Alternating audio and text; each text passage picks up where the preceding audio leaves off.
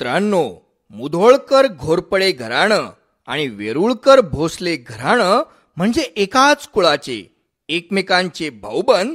पण ह्या दोन्ही घराण्यांमध्ये जे वैर होतं ते गेल्या कित्येक पिढ्यांचं होतं.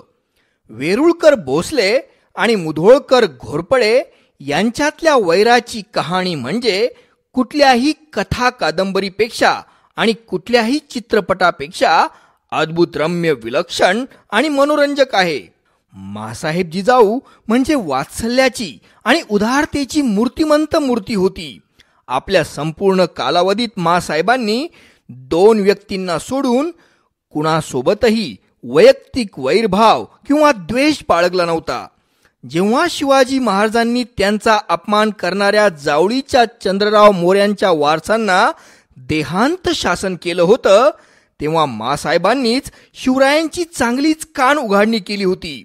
एका राज्यकर्त्यानं, एका राजानं आपल्या वैयक्तिक वेरभावना बाळगू नयेत असं त्यांनी शिवबांना बजावून सांगितलं होतं. सगळ्या रयतेला मुलासारख्या वात्सल्यानं पोटाशी धरणाऱ्या आऊसाहेबांना दोन नावांची मात्र भयंकर चीड होती. या दोन व्यक्तींचं नाव काढलं तरी मासाहेबांच्या माथ्याची शीर ठणकू लागायची, मासाहेबांचे डोळे अंगार ओकू लागायचे. आणि यातलं पहिलं नाव होतं अफजल खान. या रानडुकरानं आऊसाहेबांच्या काळजाच्या तुकड्याचा म्हणजे थोरल्या संभाजीराजांचा घात केला होता.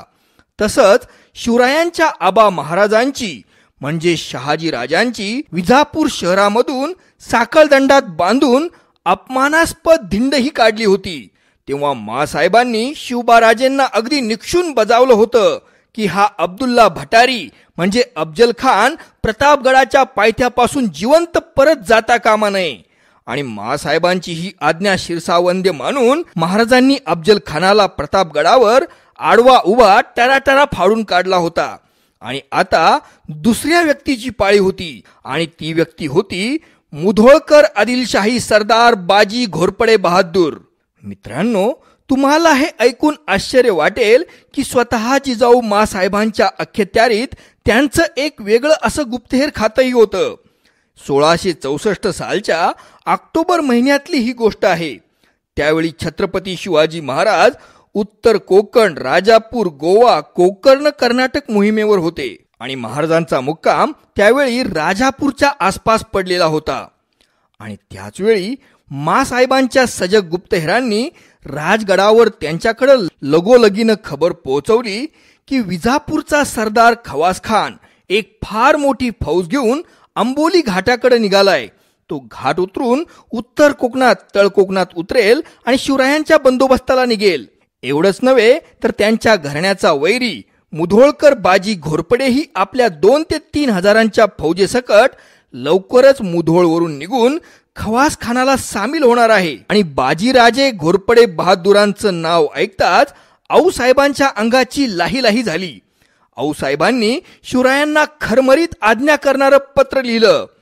बाजी घोरपडे आणि मुधोळकर यांनी स्वधर्म साधनता सोडून यवनदृष्ट तुरुकहाचे कृत्यास अनुकूल होऊन दगाबाजीचे हुनरे सोडून विजापुरास येणे घडले.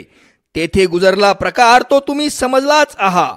तोही प्रसंग श्री तुमचा मनोरथ सिद्धीस नेणे व स्वधर्म राज्य वृद्धी करणे म्हणून पार पाडला. सांप्रत पुन्हा दुर्बुद्धी धरून खवास खान विजापूरहून फौजे सुद्धा रवाना झाले. त्याची हरोळी बाजी आणि व लखम सावंत व खेम सावंत यांनी प्रतिज्ञापूर्वक जतन करून सेना समवेत निघाले. ते तिकडे येत आहेत. तुम्हास श्री सांब व अंबे यश देणार पूर्ण आहे. ये समय त्यांचे वेडे घ्यावे आणि आमचे मनोदय सेवटास नेणार तुम्ही सुपुत्र निर्माण आहात. म्हणजे मित्रांनो, मासाहेब शिवरायांना सक्त आज्ञा या पत्रातून करताय की तुम्ही जर आमचे पुत्र असाल तर बाजी घोरपडेंवर सूड उगवा. ये समयी त्यांचे वेडे घ्यावे म्हणजे तुम्ही बाजी घोरपडेंचा सूड उगून तुमच्या वडिलांचं उसनं फेडा, तुमच्या वडिलांचं कर्ज फेडा. मित्रांनो, ह्याच वर्षी म्हणजे 1664 सालच्या सुरुवातीला शहाजीराजांचं दुर्दैवी निधन झालं होतं. पण मित्रांनो, हे मुधोळकर बाजी घोरपडे म्हणजे नेमके कोण होते? वेरुळकर भोसल्यांशी त्यांचं नेमकं नातं काय होतं? आणि शहाजीराजांसोबत बाजी घोरपडेंचं नेमकं कुठलं वैर होतं? आणि इतिहासात काय घडलं होतं हे मी तुम्हाला सांगतो.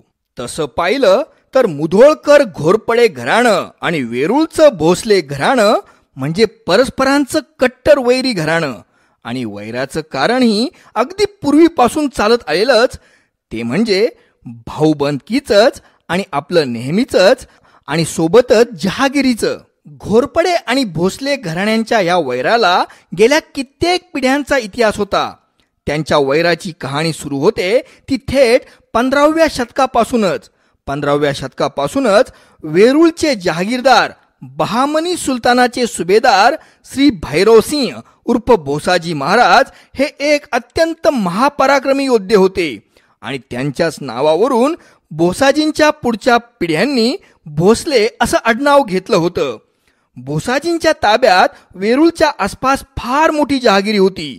याशिवाय भारतात त्यांच्या ताब्यात पुणे, चाकण, कर्नाटकातली मुधोळ आणि वेरूळची भली मोठी जहागिरी अशा मुख्य जहागिऱ्या ताब्यात होत्या. भोसाजी महाराजांचे दोन अत्यंत कर्तबगार पणतू होते, राजा राणा कर्णसिंग भोसले आणि राजा राणा शुभकृष्ण भोसले.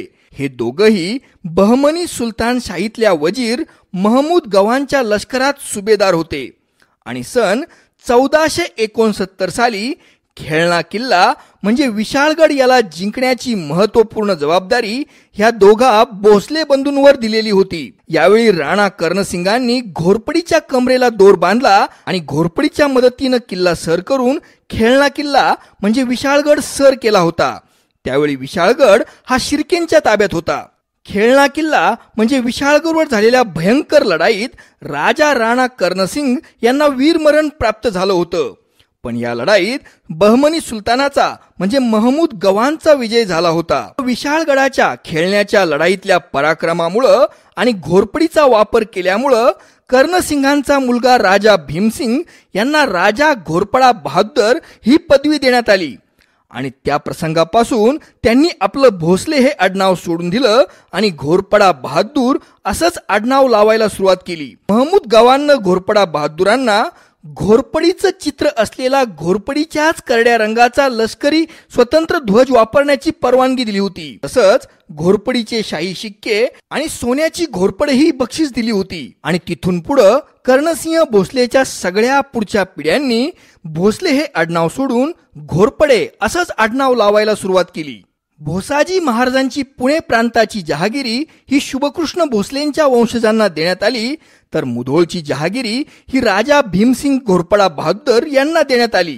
तर वेरूळच्या आसपास जी तिसरी मोठी जहागीर होती ती ह्या दोघांमध्ये समान वाटणी करण्यात आली, आणि ह्या वेरूळच्या मोठ्या जहागिरीच्या वाटणीवरूनच शुभकृष्ण भोसलेंचे वंशज आणि मुधोळकर घोरपडेंचे वंशज यांच्यामध्ये वादाची ठिणगी पडली होती. आणि नंतरच्या काळात वेरूळच्या जहागिरीहून पडलेली ही आग भडकतच गेली होती. म्हणजे मुधोळकर घोरपडे आणि पुण्याचे भोसले यांच्यात वेरूळच्या या जहागिरीवरून जे वैर आलं होतं ते कायमचंच बनलं होतं. नंतरच्या काळात मुधोळकर घोरपडेंनी वेरूळच्या जहागिरीचा फार मोठा हिस्सा हडप केला होता असा आरोप पुणेकर भोसले घराण्याचा होता. आणि नंतरच्या काळात जेव्हा बहामनी साम्राज्याचे तुकडे झाले आणि महाराष्ट्रात इमादशाही, बरीदशाही, निजामशाही, आदिलशाही अशा सुलतानशाह्या उदयास आल्या, तेव्हा वेरूळकर भोसले अहमदनगरच्या निजामशहाच्या आश्रयाला गेले, तर मुधोळकर घोरपडे हे विजापूरच्या आदिलशहाच्या मदतीला गेले, आणि भोसले आणि घोरपडेंचं वैर तसंच कायम राहिलं. पण सन 1565 साली या सगळ्या सुलतानशाह्या या विजयनगर साम्राज्याविरुद्ध एकत्र आल्या होत्या. त्यावेळी मुधोळकर घोरपडेंचे वंशज राज्य करणारे होते कर्णसिंग घोरपडा बहादूर दुसरे आणि भीमसिंग घोरपडा बहादूर दुसरे हे दोन भाऊ, आणि पुणेकर वेरूळकर शुभकृष्ण भोसलेंचे वंशज होते राजा मालकर्णसिंह भोसले. राक्षस तागडी अर्थात तळीकोटाच्या 1565च्या विजयनगर साम्राज्याविरुद्ध झालेल्या लढाईमध्ये मुधोळकर घोरपडे आणि वेरूळकर भोसले घराणे शर्थीनं लढले. सुलतानशाह्यांचा या लढाईमध्ये विजय झाला, पण मुधोळचे कर्णसिंह घोरपडा बहादूर दुसरे आणि भीमसिंह घोरपडा बहादूर दुसरे हे दोघं घोरपडे बहादूर बंधू तळीकोटाच्या विजयनगर साम्राज्याविरुद्धच्या युद्धामध्ये कामी आले, त्यांना वीरमरण प्राप्त झालं. वेरूळकर असणारे मालकर्णसिंहजी भोसले मात्र ह्या तळीकोटाच्या युद्धातून वाचले होते. भोसाजी महाराजांचे वंशज असणाऱ्या भोसले आणि घोरपडेंच्या या पराक्रमी कामगिऱ्यांबद्दल त्यांना विजयनगर साम्राज्याची राजधानी हंपी आणि आसपासच्या बऱ्याच गावांची जहागिरी बहाल करण्यात आली होती. पण याही वेळी मुधोळकर घोरपडेंनी चाल खेळली आणि वेरुळकर भोसलेंना त्यांना त्यांच्या हक्काचा हिस्सा न देता विजयनगर हंपी साम्राज्याची बहुतांश सगळी जहागिरी मुधोळकर घोरपडेंनीच हडप करून टाकली. आणि या लढाईनंतर वेरुळकर भोसले आणि मुधोळकर घोरपडेंचा वाद आणखीनच पेटला. पण त्यावेळी काळाच्या ओघात मुधोळकर घोरपडेंची ताकद फार प्रचंड वाढली होती. त्यामुळं वेरुळकर मालकर्णसिंह भोसल्यांना गप्प बसावं लागलं होतं. मित्रांनो, राक्षस तागडी तळीकोटाच्या लढाईत 1565 साली लढलेले मालकर्णसिंह राजे म्हणजे शहाजीराजे भोसलेंचे पंजोबा होय. दुर्दैवानं राजे मालकर्णसिंहांचा या राक्षस तागडीच्या लढाईनंतर थोड्याच दिवसांमध्ये अपघातानेच पाण्यात बुडून मृत्यू झाला. त्यावेळी बाबाराजे भोसले म्हणजे शहाजीराजेंचे आजोबा यांचं वय फारच कमी होतं. जेव्हा शहाजीराजांचे पणजोबा मालकर्णसिंह राजे वारले होते त्यावेळी बाबाजी राजे भोसले म्हणजे शहाजीराजांचे आजोबा केवळ 10 ते 12 वर्षांचेच होते.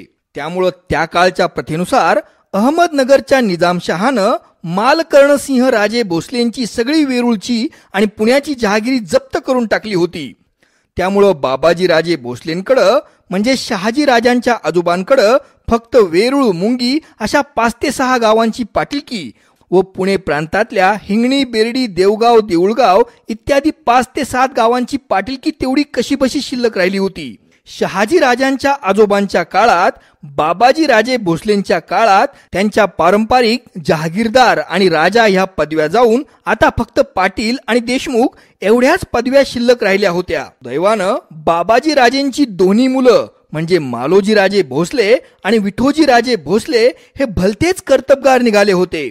फलटणचे जहागीरदार राजा वणगोजी उर्फ वांगपाल निंबाळकर यांनी मालोजी राजांची कर्तबगारी पाहून त्यांना आपली बहीण दीपाबाई पत्नी म्हणून दिली. वणगोजी निंबाळकरांनी मालोजी राजेंसोबत सोयरी केली. नंतरच्या काळात मालोजी राजे भोसले व विठोजी राजे भोसले यांनी फार मोठी कर्तबगारी करून दाखवली. पुढच्या काळात स्वकर्तृत्वावर मालोजी राजे भोसले आणि विठोजी राजे भोसलेंनी आपली पुणे, सुपे, चाकण व जुन्नरची पारंपरिक जहागिरी तसंच वेरूळची जहागिरी ही परत मिळवली. वेरूळचा राजा हा राजा मालकर्णसिंहांचा किताब मालोजी राजांनी परत मिळवला. मालोजी राजे आणि विठोजी राजे ह्या भोसले बंधूंच्या कर्तबगारीमुळं त्यांनी अगदी अल्पावधीतच मुधोळकर घोरपडेंपेक्षाही फार मोठी लष्करी ताकद कमावली होती. आणि नंतर तर पूर्ण 18 महालांची जहागिरी असणाऱ्या आणि देवगिरी यादवांचे प्रत्यक्ष वंशज असणाऱ्या लखुजीराव जाधवरावांची एकुलती एक कन्या जिजाऊंचं लग्न शहाजीराजेंसोबत लावण्यात आलं. म्हणजे यादवांचे वंशज आता मालोजी राजांचे सोयरे बनले होते. इतकी मोठी शक्ती भोसलेंकडे आली होती. त्यावेळी मुधोळच्या गादीवर चोलराज घोरपडे बहादूर यांचं राज्य होतं. चोलराज घोरपडे बहादूर यांना 2 पत्नी होत्या. त्यापैकी पहिल्या पत्नीला 9 मुलं आणि दुसऱ्या पत्नीला 7 मुलं होती. पहिल्या पत्नीच्या 9 मोठ्या भावांना 9 कस घोरपडे तर 7 भावांना 7 कस घोरपडे असं नाव पडलं होतं. चोल राजांच्या ह्या एकूण 16 मुलांमध्ये जहागिरीवरून भयंकर वाद पेटला होता. त्यांच्या पहिल्या बायकोची 9 मुलं एका बाजूला झाली तर दुसऱ्या बायकोची 7 मुलं ही दुसऱ्या बाजूनं विरुद्ध बाजूनं लढू लागली. जहागिरीपायी 9 कस घोरपडे बंधू आणि 7 कस घोरपडे बंधू यांच्यामध्ये भयंकर युद्ध पेटलं होतं. आणि या झालेल्या भयंकर युद्धामध्ये 9 कस घोरपडेंपैकी फक्त एकच जण जिवंत राहिला तर 7 कस घोरपडेंपैकी 2 जण जिवंत राहिले. 9 कस घोरपडेंपैकी जो एक जण जिवंत होता त्यांचं नाव होतं वल्लभसिंह घोरपडे बहादूर. आणि हे वल्लभसिंह घोरपडे बहादूर म्हणजे संताजींचे पणजोबा. संताजी म्हणजे आपले सरसेनापती संताजी राजे घोरपडे. मुधोळची सर्वच्या सर्व जहागिरी 7 कस घोरपडेंपैकी असणारे पिलाजी राजे घोरपडे यांना मिळाली होती. तर 9 कस घोरपडेंपैकी असणारे वल्लभसिंह घोरपडे बहादूर अर्थात संताजी राजे घोरपडेंचे पणजोबा स्वतःचा जीव वाचून मालोजी राजे भोसले यांच्या आश्रयाला वेरूळला आले होते. शहाजी राजांचे वडील मालोजी राजे यांनी जर वल्लभसिंह घोरपडे बहादुरांना आश्रय दिला नसता तर 7 कस घोरपडेंनी त्यांना नक्कीच ठार मारलं असतं. वल्लभसिंह घोरपडेंकडं म्हणजे संताजींच्या पणजोबाकडं भाळवणी विटा भागातल्या 7 ते 8 गावातली पाटीलकी तेवढी शिल्लक राहिली होती, तर त्यांच्या मुधोळच्या प्रचंड मोठ्या जहागिरीपैकी सर्वच्या सर्व जहागिरी ही पिलाजी राजे घोरपडेंनी बाळगवली होती. संताजी राजेंचे पणजोबा म्हणजे वल्लभसिंह घोरपडे बरेच दिवस वेरूळच्या गडीत मालोजी राजांकडेच आश्रयाला होते, म्हणजे शहाजी राजांच्या वडिलांकडेच आश्रयाला होते. आणि हे वल्लभसिंह घोरपडे नंतर वेरूळला स्थायिक झाले होते. वल्लभसिंह घोरपडेंचे नातू म्हणजे म्हाळोजी राजे घोरपडे आपल्या छत्रपती संभाजी महाराजांसोबत संगमेश्वराला ज्यांनी प्राणार्पण केलं तेच संताजींचे वडील म्हाळोजी राजे घोरपडे. सन 1637 साली माळोजी राजे घोरपडे फक्त 11 वर्षांचे होते. आणि त्याच काळात शहाजी राजे भोसलेंनी आपल्या स्वकर्तृत्वावर प्रचंड मोठं नाव आणि जहागिऱ्या कमावल्या होत्या. शहाजी राजे म्हणजे दक्षिण भारतातले सर्वात ताकदवान आणि विजापूरच्या आदिलशहाचे सर्वात ताकदवान सरदार बनले होते. विजापूर दरबारामध्ये आदिलशहाच्या दरबारामध्ये शहाजी राजांचं फार मोठं वजन होतं. त्यावेळी मुख्य वजीर असणारा रणदुल्ला खान हा शहाजी राजांचा प्रत्येक शब्द ऐकायचा. त्याचवेळी शहाजी राजांचे प्रतिस्पर्धी म्हणजे मुधोळकर घोरपड्यांचे पिलाजी राजे घोरपडे यांचे नातू बाजी घोरपडे बहादूर हेही त्यावेळी विजापूरचेच सरदार होते. त्यावेळी शहाजी राजे भोसलेंनी म्हाळोजी राजे घोरपडे म्हणजे संताजी राजे घोरपडेंच्या वडिलांच्या आणि स्वतःच्या वतीनं विजापूर दरबारात असा अर्ज केला की मुधोळकर घोरपडेंनी आमच्या वेरूळकर भोसले घराण्याची वाई, पुणे, वेरूळ आणि विजयनगर कर्नाटकातली जहागिरी हडप केली आहे. तसंच म्हाळोजी राजे घोरपडेंनाही त्यांच्या हक्काच्या पणजोबांचा चोल राजांचा हिस्सा मिळालेला नाही. वल्लभसिंह राजेंना पिलाजी राजेंनी मुधोळवरून हाकलून दिलं आहे. आणि शहाजी राजे आणि 11 वर्षांच्या म्हाळोजी राजेंचा हा अर्ज विजापूरच्या आदिलशहानं मान्य केला आणि मुधोळकर घोरपडेंच्या म्हणजे बाजी घोरपडेंच्या जहागिरीची पुनर्रचना केली. शहाजी राजे भोसलेंनी केलेल्या अर्जावरून आदिलशहानं शहाजी राजांना मुधोळकर घोरपडेंच्या ताब्यातली म्हणजे बाजी घोरपडेंच्या ताब्यातली वाई परगण्यातली निम्मी गावं, कराड प्रांतातली 26 गावं, अर्धा उत्तर कर्नाटक आणि 5,000ची मनसब बहाल केली. महालोजी उर्फ म्हाळोजी राजे अर्थात संताजीच्या वडिलांना विजयनगरची राजधानी हम्पीसह इतर आसपासच्या 30 गावांची जहागिरी आणि 2,000ची मनसब आदिलशहानं शहाजी राजांच्या म्हणण्यावरूनच दिली. नवीन मिळालेल्या जहागिरीमुळं आणि म्हाळोजी राजे घोरपडे बलवान झाल्यामुळं शहाजी राजे आणखीनच बलवान बनले होते. तर बाजी घोरपडेंना मात्र आपल्या जहागिरीचा बराचसा मोठा हिस्सा गमवावा लागला होता. त्यामुळेच मुधोळकर बाजी घोरपडे शहाजी राजांवर बिथरले होते.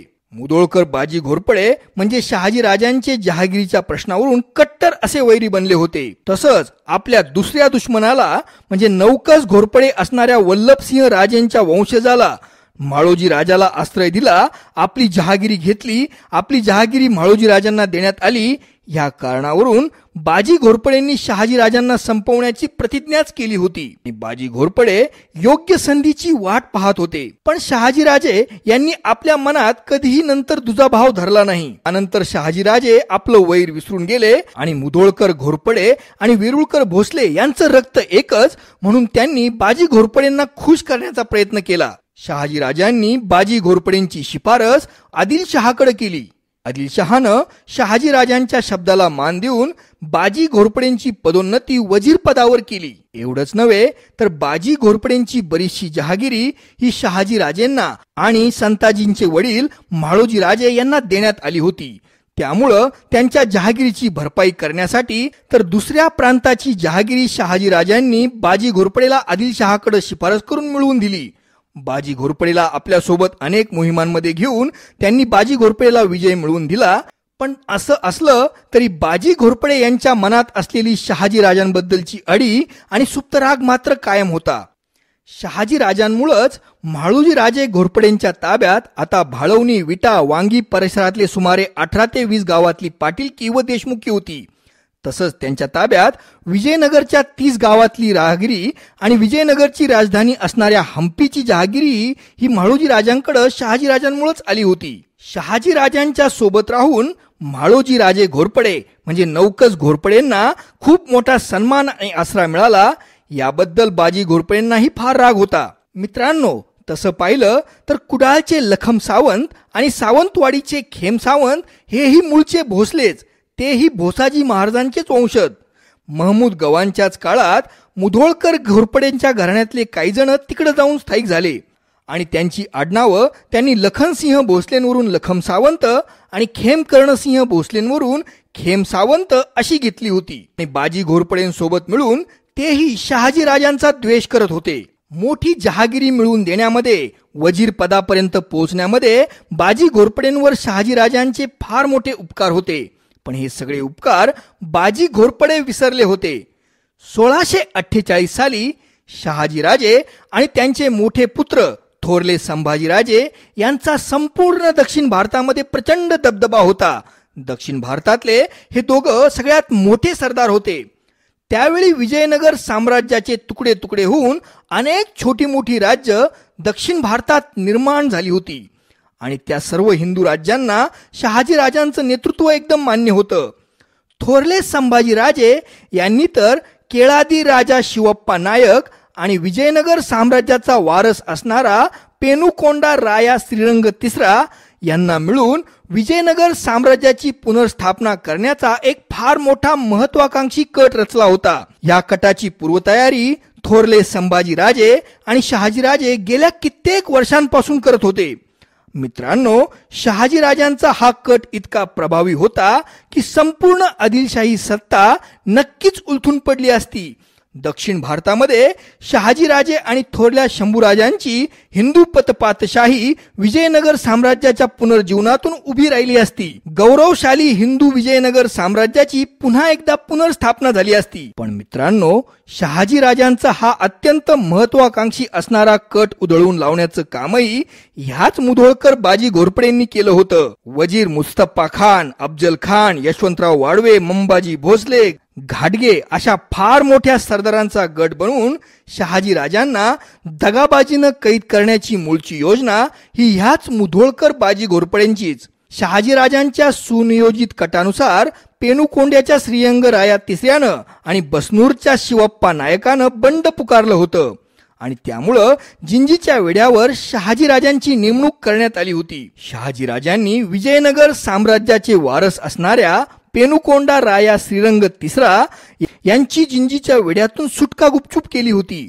आणि थोरल्या संभाजी राजांच्या मदतीनं बंगळूरच्या रस्त्यानं इक्केरी बसनूर केळादी राज्यात म्हणजे शिवप्पा नायकाकडे त्यांनी श्रीरंग रायाला अगदी सुखरूपपणे पोहोचवून दिलं होतं. पण मित्रांनो, हिंदू पतपातशाहीच्या स्थापनेची शहाजी राजांची ही अत्यंत महत्वाकांक्षी योजना बाजी घोरपडेंच्या दगामाजीमुळेच साप उधळली गेली होती. जिंजीच्या वेड्याजवळच बाजी घोरपडेंनी मुस्तफा खानासोबत मिळून 25 जुलै 1648 रोजी अगदी पहाटे पहाटे आपले बंधू खंडोजी घोरपडे, अंबाजी घोरपडे, मानाजी घोरपडे यांच्यासह शहाजी राजांवर जोरदार हल्ला चढवला होता. वाडवे, घाटगे, भोसले असे अनेक सरदार त्यांच्या सोबतही होते. संपूर्ण दक्षिण भारतात प्रचंड दबदबा असणाऱ्या शहाजी राजांवर पहिल्यांदा शस्त्र चालवलं ते स्वतः बाजी घोरपडेंनीच. बाजी घोरपडेंनी शहाजी राजांवर केलेल्या वारामुळे शहाजीराजे बेशुद्ध होऊन घोड्यावरून खाली पडले होते. त्यावेळी शहाजी राजांचे एकनिष्ठ सेवक खंडोजी पाटील मध्ये आडवे आले तेव्हा खंडोजी पाटलांना बाजी घोरपडेंनी स्वतः ठार केलं होतं आणि त्यानंतर अत्यंत क्रूरतेनं दात विचकीत शहाजीराजांच्या हातापायामध्ये जडशील लोखंडाच्या बेड्या अडकवण्याचं कामही बाजी घोरपडेंनीच केलं होतं.